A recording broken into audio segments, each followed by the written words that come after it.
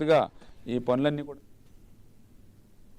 ఎన్టీఆర్ జిల్లా విజయవాడలో సిఐటియు ఆధ్వర్యంలో అంగన్వాడీ యూనియన్లు ఆందోళన చేపట్టాయి. అంగన్వాడీలకు కనీస వేతనం 25,000 రూపాయలు ఇవ్వాలని డిమాండ్ చేశారు. అంగన్వాడీ కేంద్రాల్లో పనిచేసే ఆయాలకు కనీస సౌకర్యాలు కల్పించాలని కోరారు. ప్రభుత్వం స్పందించకపోతే రానున్న రోజుల్లో రాష్ట్ర వ్యాప్తంగా ఉద్యమాన్ని ఉధృతం చేస్తామని అంగన్వాడీ యూనియన్లు హెచ్చరించాయి.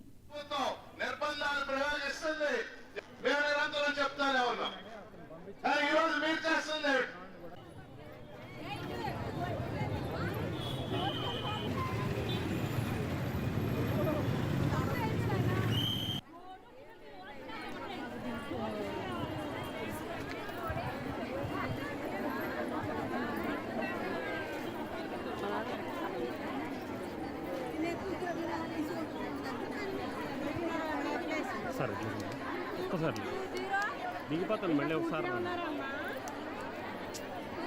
లేకపోతే విజువల్ తీసుకుని దిగిపోతానమ్మా అంటే అర్థం కావట్లేదా?